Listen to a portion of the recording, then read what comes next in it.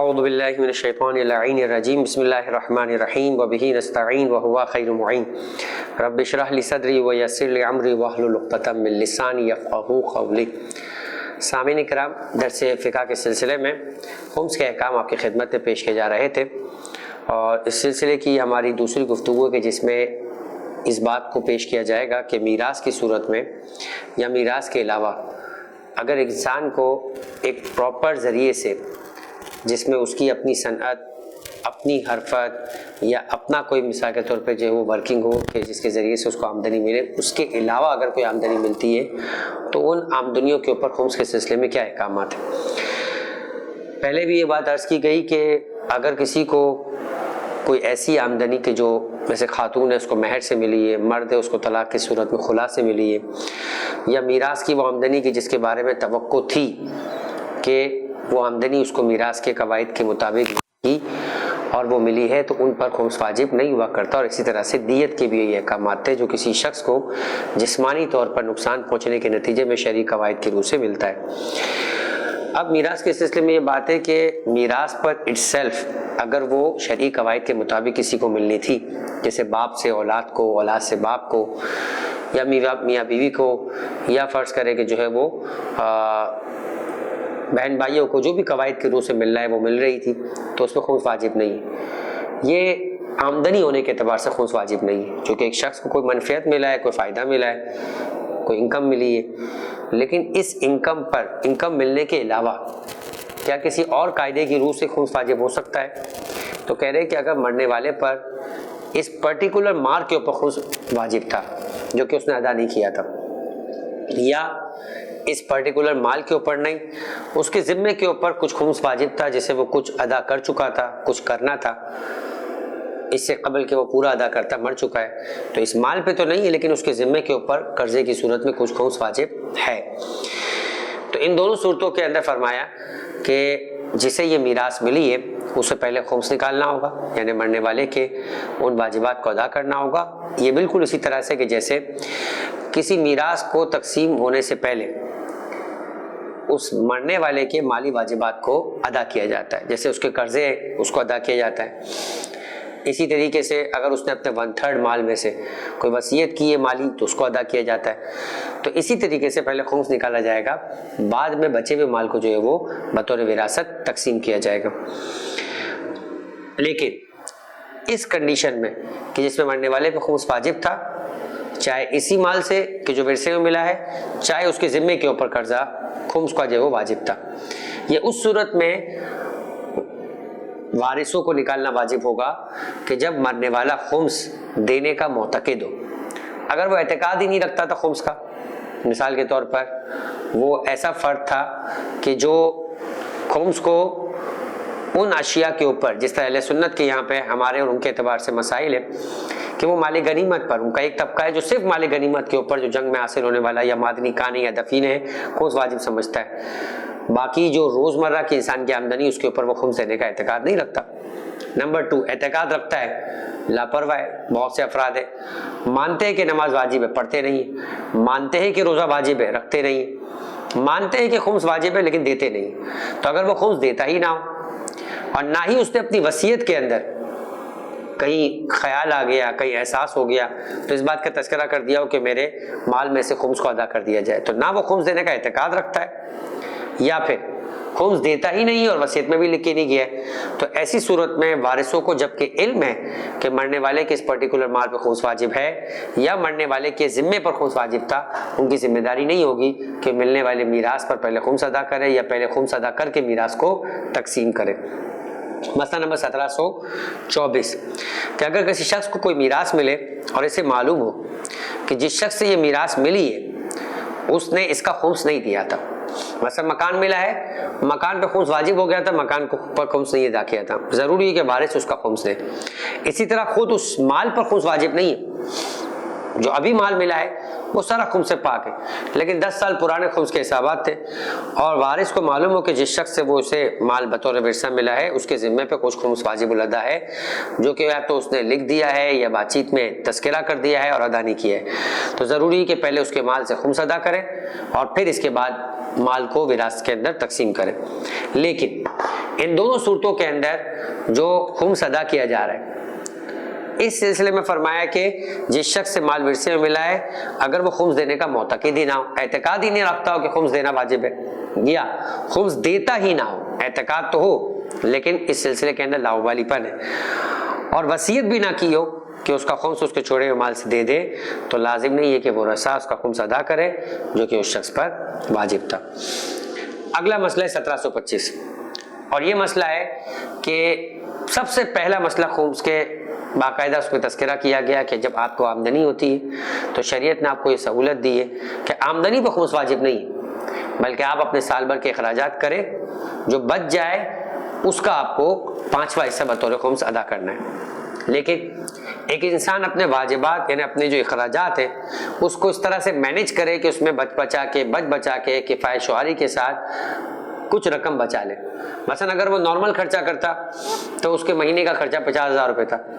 سال کا خرچہ اس کا 7 لاکھ روپے ہوتا، 6 لاکھ روپے ہوتا، آمدنی اس کی جو ہے وہ فرض کرے 10 لاکھ ہے تو اس کو 3 لاکھ روپے کے اوپر خمس دینا تھا، 4 لاکھ پہ خمس دینا تھا، مگر اس نے بچ بچا کے اپنا خرچہ 25% ڈسکاؤنٹ کیا، کم کیا، خرچہ جو 5 لاکھ کا ہونا تھا وہ 4 لاکھ میں کیا، 5 لاکھ کی وجہ 6 لاکھ کی ہو گئی۔ تو یہ کہہ سکتا ہے کہ اگر میں صحیح خرچہ کرتا تو 5 لاکھ روپے میری بچت ہوتی تو 5 لاکھ پہ خمس دو، جو 1 لاکھ میں نے بچایا وہ بیسیکلی میرا ہے، میں نے اپنے اخراجات میں کمی کی ہے۔ شریعت کہتی ہے کہ آپ کو اخراجات کرنے کے لیے اختیار دیا گیا تھا، آپ نے خود اپنے اوپر زبردستی کر کے زور لگا کر اپنی چیزوں کو مینیج کر کے بچایا تھا، اور آپ نے سہولت کے باوجود اس کو خرچ نہیں کیا، تو جو بھی بچ گیا ہے چاہے وہ آپ کی بچت کے سلسلے میں بچ گیا ہے اس پر خمس واجب ہوگا۔ اگر کسی شخص نے کفایت شعاری کے سبب سال بھر کے اخراجات کے بعد کچھ رقم پس انداز کی ہو، بچت کی ہو، تو ضروری کہ اس بچت کا بھی خمس ادا کرے۔ اس کے بعد کا مسئلہ ہے، اور یہ بڑا اہم مسئلہ ہے، اس سلسلے میں لوگوں کی توجہ اتنی نہیں جاتی ہے، اور لوگ یہ سمجھتے ہیں کہ چونکہ سال بھر کا ہمیں ایک لیوریج دیا گیا ہے، ایک بینیفٹ دیا گیا ہے، تو ہم سال ختم ہونے کے بعد ہی خمس کا حساب کریں گے۔ کہہ رہے کہ اگر کوئی شخص ایسا ہے کہ جس کے اخراجات کل کے کل کسی اور پر ہے، جیسے ہمارے یہاں بعض اوقات ہماری اولاد ہے، یا فرض کرے کہ خواتین جو گھر میں کام کرتی ہے، یا وہ بوڑھے افراد کے جو ریٹائرڈ ہوتا ہے ان کے بچے ان کا خرچہ سنبھالتے ہیں، ان کا سارا خرچہ ان کی ذمہ داری، ان کے واجبات، ان کے حسنات، ان کے چیریٹی، سب کچھ وہ کرتے ہیں۔ ایک دم سے کوئی ایسی رقم آ گئی جو ان کے اخراجات کے اندر شامل نہیں، یہ 100% جو ہے وہ رقم ہے، آمدنی ہے کہ جو سیو رہے گی، کوئی خرچہ ایسا نہیں کہ جو اس میں سے ہوگا۔ ایک تو کہ مثلا انہوں نے کہا ٹھیک ہے بھائی آپ کا رینٹ، آپ کی یوٹیلیٹی، آپ کا راشن ہمارے ذمہ، مگر جب آپ الگ سے باہر نکل کے تفریح کرتے ہو یا کچھ عیدی یا گفٹ دینا چاہتے ہو، یہ ہمارے ذمہ نہیں ہے، آپ کے پاس جو ایکسٹرا آمدنی ہے اسے مینیج کریں، تو آپ کی ایکسٹرا آمدنی اس کو مینیج کرنے کے لیے، مگر اگر یہ بھی چیزیں مینیج ہو جاتی، کوئی ایسی آمدنی ہے جس کا کوئی خرچ نہیں ہے، آپ کو معلوم ہے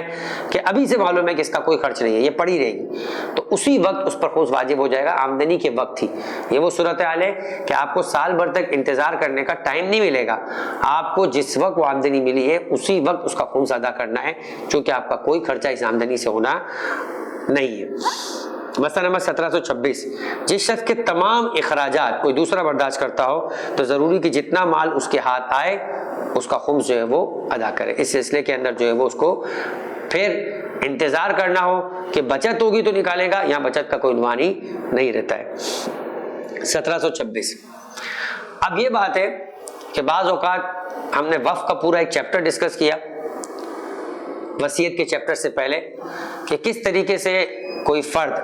اپنی جائیداد کو، اپنی املاک کو، اپنے ایسیٹس کو باقاعدہ اپنی اولاد پر یا فی سبیل اللہ وقف کر سکتا ہے، جس کا مقصد یہ ہے کہ وہ اسے بیچ نہ پائے اور اس سے فائدہ اٹھاتا رہے، اور نسل بعد نسل یا اولاد کے اندر یہ تقسیم کی صورت میں نہیں جائے بلکہ یہ چیز باقی رہے، تو اس لیے اسے وقف کا قانون، انڈومنٹ کا قانون جو ہے وہ استعمال کیا جاتا ہے۔ اب انڈومنٹ کے قانون میں وہ کسی کی ملکیت نہیں بنتا، جب ملکیت نہیں بنتا تو خمس بھی واجب نہیں، کیونکہ خمس کا تعلق مالک ہونے سے، جس رقم کے آپ مالک نہیں ہے اس رقم پر آپ کو خمس واجب نہیں ہے۔ لہذا اگر کوئی ایسی جائیداد ہو کہ جس کو باپ وقف کر کے گیا ہے، اولاد اسے اپنی ملکیت میں لے سکتی، بیچ نہیں سکتی، تو کیا اس کا تو خمس واجب نہیں ہے؟ لیکن اس سے حاصل ہونے والے منافع پہ خمس واجب ہوگا؟ فرمایا بالکل، اگر وہ منافع آپ کے سال بھر کے اخراجات سے زیادہ ہوگا تو اس پر خمس واجب ہوگا۔ اب وہ منافع کئی طریقے سے حاصل کیا جا سکتا ہے، ایک مرتبہ باغ یا پھل دیتا ہے، اور ایک مرتبہ باغ یا آپ ٹھیکے پہ یا کرائے پہ دے دیتے ہیں، تو ہر دو صورت میں حاصل ہونے والے منافع کے اوپر خمس واجب ہوگا۔ اگر کوئی شخص اپنی جائیداد میں سے کا کچھ خاص افراد کو، اپنی جائیداد کچھ خاص افراد پہ وقف کر دیتا ہے، مثلا اولاد پر، اور وہ لوگ اس جائیداد میں کھیتی باڑی اور شجرکاری کرتے ہیں اور اس سے منافع کماتے ہیں، وہ کمائی ان کے سال بھر کے اخراجات سے زیادہ ہو تو ضروری کہ اس کا خمس دے، نہ کہ اس باغ پر، نہ کہ اس زمین کے اوپر، کیونکہ اس پہ تو وہ تو وقف ہے۔ نیز یہ کہ اگر وہ کسی اور طریقے سے جائیداد سے نفع حاصل کرے، مثلا اسے کرائے پہ دے، ٹھیکے پہ دے، تو ضروری ہے کہ نفع کی جو مقدار سال بھر کے اخراجات سے زیادہ ہو اس کا خمس ادا کرے۔ اب آئیے، جو میں نے آپ سے کہا کہ چونکہ یہ سیکوینس سے مسائل ان اموال اور ان بینیفٹس یا آمدنیوں کے متعلق طے کیے جا رہے ہیں کہ جس کے اوپر جو آپ کی اپنی کمائی سے حاصل نہیں ہو رہا، میراث کا تذکرہ ہوا، اسی طریقے سے وقف کا تذکرہ ہوا۔ اب تذکرہ ہو رہا ہے ایسے افراد کو کہ جن کو مستحق ہونے کی بنا کے اوپر کوئی اماؤنٹ ملتی ہے، رد مظالم کی اماؤنٹ، مستحب صدقے کی اماؤنٹ، واجب صدقے کی اماؤنٹ، زکوٰۃ کی اماؤنٹ، فطرے کی اماؤنٹ، فدیے کی اماؤنٹ، یا مثال کے طور پہ خمس کی اماؤنٹ۔ تو کیا ان اموال پر جو کہ کمائی کر کے نہیں ملے، مستحق شرعی ہونے کی بنا پر حاصل ہوئے، خمس واجب ہے؟ فرمایا کہ جو مال کسی فقیر نے واجب صدقے مثلا کفارات یا رد مظالم یا مستحب صدقے کے طور پہ حاصل کی ہو، تو اگر وہ سال بھر کے اخراجات سے زیادہ ہو، یا جو اسے دیا ہے اس نے اس کو کہیں انویسٹ کیا ہے، اس کو کوئی رقم ملی اور اس نے اس سے کوئی چیز خریدی ہے جس کے ذریعے سے وہ فائدہ حاصل کر رہا ہے، وہ رقم ویسی ہے، اس سے کچھ فائدہ حاصل ہو رہا ہے، ہر دو صورت میں جو کچھ بھی ہے، مثلا کوئی درخت ملا ہے تو درخت سے میوہ حاصل ہوا ہے، درخت ملا ہے، درخت کو اس نے کسی کو ٹھیکے پہ دیا ہے، زمین ملی ہے اس کو رد مظالم کے طور پہ اس نے ٹھیکے پہ دی ہے، کہیں سے بھی کوئی پروفٹ حاصل ہوتا ہے واجب صدقے یا مستحب صدقے سے، تو اس اصل چیز پر بھی اگر وہ سال کے اخراجات سے بچ گئی ہے، اس سے حاصل ہونے والے منافع کے اوپر بھی خمس دینا ہے۔ البتہ ان مستحق کو ملنے والے اموال میں زکوٰۃ اور خمس کے ذریعے سے اگر کوئی مال ملا ہے تو فرمایا کہ اس کے اصلی خمس، یعنی اصلی مال کا خمس نہیں واجب ہے،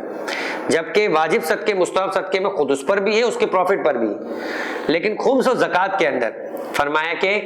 اصل مال جو ہے اس کے اوپر خمس واجب نہیں ہے، لیکن اگر اس کو کوئی انویسٹ کیا ہے اور اس سے کوئی پروفٹ ملا ہے، مثال کے طور پر بونڈ ہے، اس سے انعام میں لگ گیا تو اس کے اوپر خمس واجب ہوگا۔ تو لیکن جو مال اسے خمس یا زکوٰۃ کا مستحق سمجھ کے دیا گیا ہے، فرمایا کہ ضروری ہے کہ اس کا اصلی مال کا خمس دے، ہاں اگر اس سے کچھ منافع حاصل ہو اس کا خمس جو ہے وہ جو مال اسے خمس یا زکوٰۃ کا مستحق سمجھ کے دیا گیا اس پہ خمس دینا واجب نہیں ہے، لیکن اس سے جو منافع حاصل ہوا ہے سال بھر کے اخراجات کے بعد اگر وہ بچ جائے تو خمس کے مال سے حاصل ہونے والے منافع کے اوپر یا زکوٰۃ کے مال سے حاصل ہونے والے منافع کے اوپر خمس واجب ہے، اصل زکوٰۃ اور اصل خمس کے مال کے اوپر خمس واجب نہیں ہے۔ یہاں تک اپنی گفتگو کو ہم اختتام پہنچاتے ہیں، انشاءاللہ اس کے بعد اگلی گفتگو اور اگلے مسائل کو آپ کو اگلے سیشن کے اندر بیان کیا جائے گا۔ وما علینا الا البلاغ۔